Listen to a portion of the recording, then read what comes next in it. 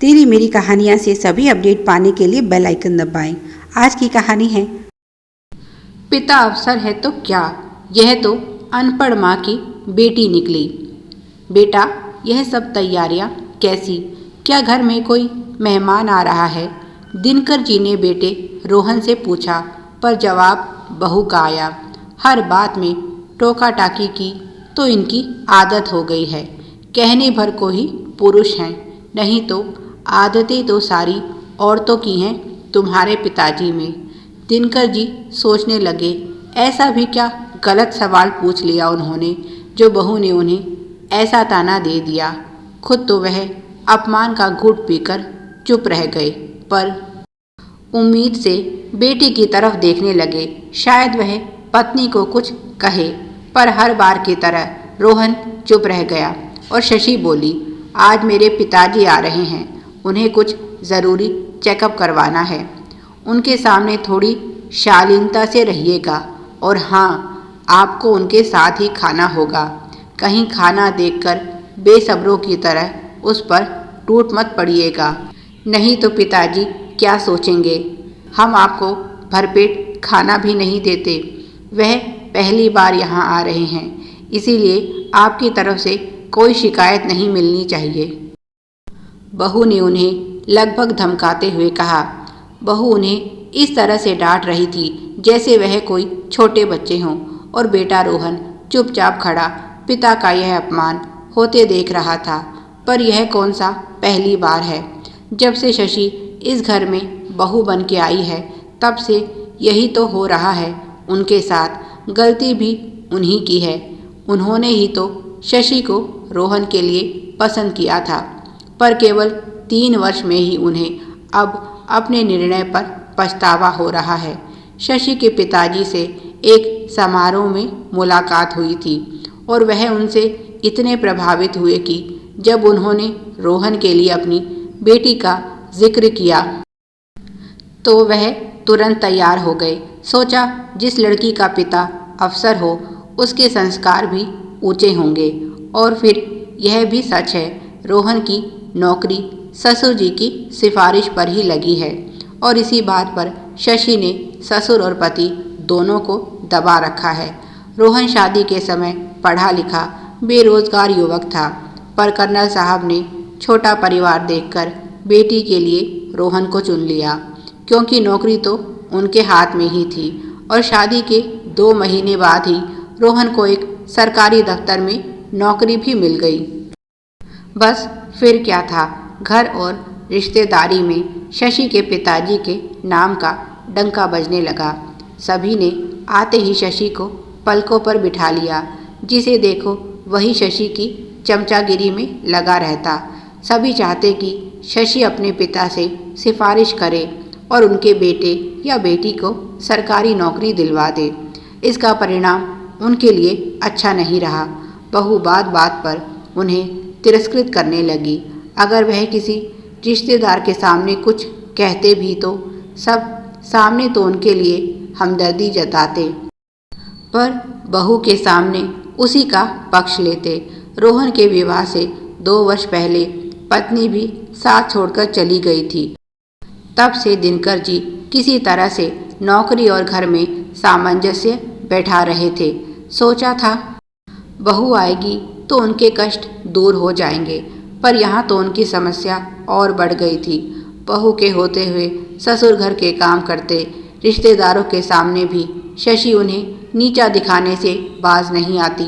कभी कभी तो वह सोचते हैं कि इस घर को छोड़कर किसी वृद्धाश्रम में चले जाएं, पर फिर बेटे का मुंह देखकर रुक जाते हैं, क्योंकि शशि का व्यवहार रोहन के लिए भी ज़्यादा अच्छा नहीं था।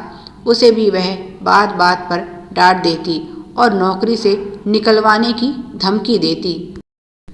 उसने उनके बेटे के हाथों में नौकरी नाम की चूड़ियां पहनाकर उसे अपने अधीन कर लिया था। अगर वह पिता की तरफदारी में एक शब्द भी कहता तो शशि कई दिन तक उसके साथ झगड़ा करती। इसी का परिणाम था कि रोहन अब देर से घर लौटता। जिस पत्नी की वह आशा रखता था, शशि बिल्कुल उसके विपरीत थी। अपना अपमान तो वह किसी प्रकार सहन कर लेता, पर पिता के साथ शशि का व्यवहार उसके लिए असहनीय था। पर चाहकर भी वह कुछ नहीं कर पाता। शायद इसीलिए उसने अब शराब पीनी शुरू कर दी थी। उन्होंने भी मौन साध लिया, क्योंकि बेटा तो पहले ही दुखी था। वह उसे और दुखी नहीं करना चाहते थे। शशि पर किसी बात का कोई असर नहीं था। वह तो एक निरंकुश शासक की तरह इस घर में अपना राजपाट चला रही थी।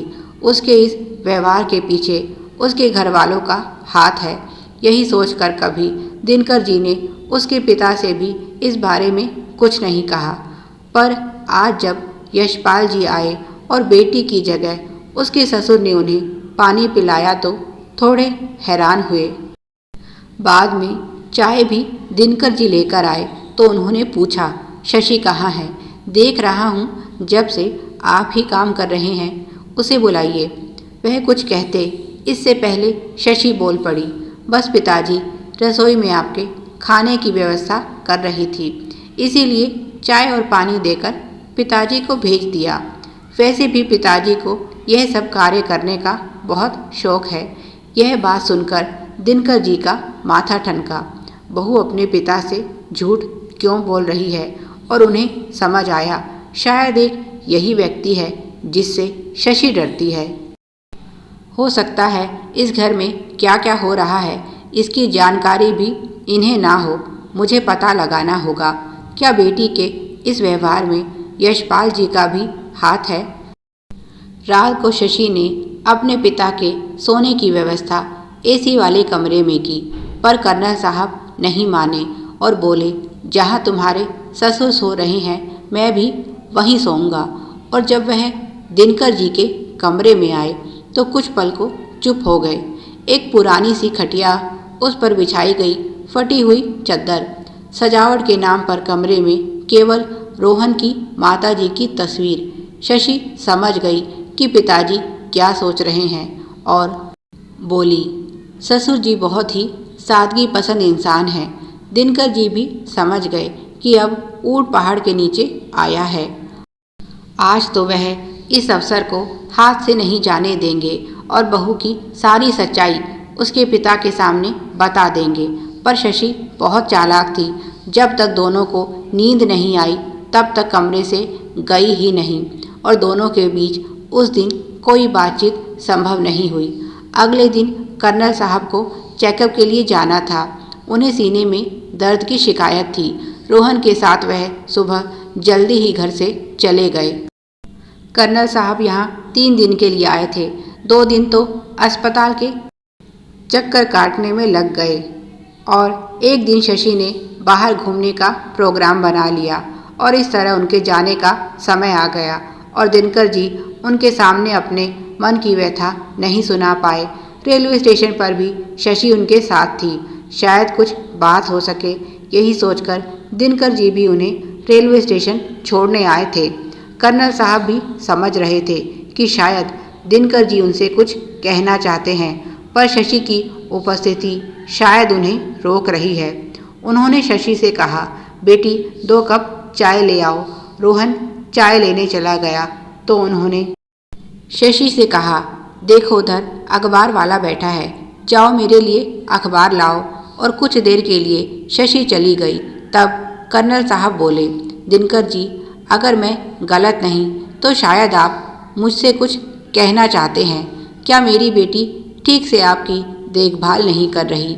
दिनकर जी को तो मनचाहा वरदान मिल गया और वह बोले, कर्नल साहब, आपकी बेटी का रिश्ता मैंने यह सोच कर लिया था कि वह एक अफसर की बेटी है, पर जानता नहीं था यह अनपढ़ माँ की बेटी निकलेगी।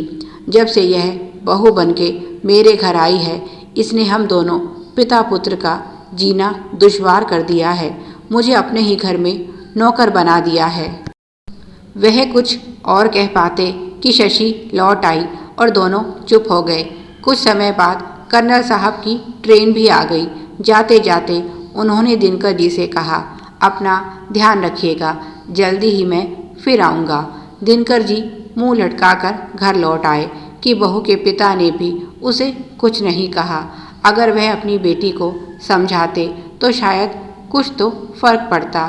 15 दिन बाद कर्नल साहब पत्नी सहित फिर से आए। इस बार शशि को भी उनके आने की सूचना नहीं थी। जिस समय वह घर पहुँचे, दिनकर जी पोछा लगा रहे थे और शशि आराम से बैठी टीवी देख रही थी। अचानक से पिता को आया देखकर वह घबरा गई। उन्होंने कड़क आवाज में कहा, शशि, यह क्या हो रहा है? शशि को कुछ कहते नहीं बन रहा था। कर्नल साहब आगे आए और दिनकर जी के हाथ से पोछा लेकर दूर फेंक दिया और बोले, दिनकर जी, बेटी की तरफ से मैं माफ़ी चाहता हूँ, पर आपकी असली गुनहगार तो यह है। उन्होंने पत्नी की तरफ इशारा किया। कर्नल साहब बोले, यह सारी शिक्षा शशि को माँ से मिल रही थी। सच कहा था आपने, पिता अफसर है तो क्या, यह तो इस अनपढ़ माँ की बेटी है। जैसी यह खुद थी ऐसी ही शिक्षा अपनी बेटी को भी दी। और अब कान खोलकर सुन लो शशि, तुम्हारी केवल मुझसे बात होगी, माँ से तुम्हारी अब से कोई बात नहीं होगी। और अब अगर तुम्हारी कोई शिकायत आई तो मैं तुम्हारा तलाक करवा कर तुम्हें यहाँ से ले जाऊँगा। वैसे भी रोहन तुमसे बहुत परेशान है, वह तो तुम्हें तलाक देना चाहता है। यह सुनकर शशि घबराकर दिनकर जी से माफ़ी मांगने लगी और बोली, पिताजी, मुझे माफ़ कर दीजिए। मैंने तो बस वही किया जो माँ कहती रही। मैं आगे से आपको शिकायत का कोई अवसर नहीं दूंगी। रोहन भी वहाँ आ गया था और बोला, पर तुमने आज तक हमें जो दुख दिया है उसका क्या तुम्हें सज़ा नहीं मिलनी चाहिए? मैं फैसला कर चुका हूँ और तुम्हारे पिता को मैंने ही बुलाया है। तुम्हें बहुत घमंड था कि तुम्हारे पिता ने मुझे नौकरी दिलवाई है और तुम मुझे नौकरी से निकलवा सकती हो। मैं खुद ही यह नौकरी छोड़ रहा हूँ और तुम्हें तलाक दे रहा हूँ। उसने तलाक के कागज़ शशि की तरफ बढ़ा दिए। कर्नल साहब पत्नी से बोले, अब तो तुम्हें बहुत खुशी होगी। देख लिया तुम्हारी शिक्षा का नतीजा। आखिरकार तुमने बेटी का घर तोड़ दिया। शशि और उसकी माँ रोने लगी और सबसे माफ़ी मांगने लगी। माँ ने वादा किया कि वह शशि के घर में कोई दखल अंदाजी नहीं करेगी। शशि भी बोली कि अब तो वह माँ से बात ही नहीं करेगी, बस उसे एक अवसर दीजिए सुधरने का। दिनकर जी से माँ बेटी का यह विलाप नहीं देखा गया और उनका कोमल हृदय पिघल गया। उन्होंने बेटे से कहा, बेटा, मेरी खातिर बहू को एक अवसर और दे दो। अगर फिर भी इसमें कुछ सुधार नहीं हुआ तो मैं तुम्हें नहीं रोकूंगा। और काफ़ी समझाने के बाद रोहन शशि को एक अवसर और देने के लिए तैयार हुआ। कर्नल साहब बोले, तुम सारा दोष अपनी माँ को नहीं दे सकती। तुम पढ़ी लिखी हो, फिर भी तुमने अपनी बुद्धि से काम नहीं लिया। क्या फ़ायदा है ऐसी पढ़ाई का जो तुम्हें सही गलत में फ़र्क करना भी समझ नहीं आया।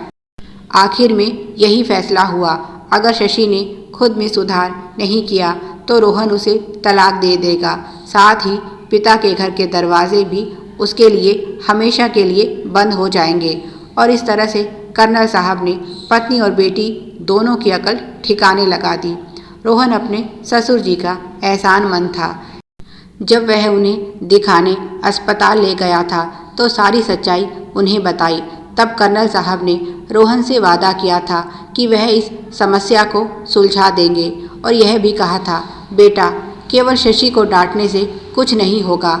उसके इस व्यवहार की असली जड़ मेरे घर में बैठी उसकी माँ है। तुम तो जानते हो पहले के समय में विवाह कैसे होते थे। घर के बड़े बुजुर्ग ही निर्णय लेते, लड़का लड़की से पूछने का तो सवाल ही नहीं उठता था। इस तरह से यह अनपढ़ औरत मेरे पल्ले बांध दी गई, पर इतने वर्षों मेरे साथ रहने के बाद भी यह बिल्कुल नहीं बदली। मेरे माता पिता के साथ इसका व्यवहार बहुत बुरा था, इसीलिए मुझे हमेशा एक तनाव रहा। यह हाल तो तब था जब उसने मेरे माता पिता के लिए कुछ भी नहीं किया।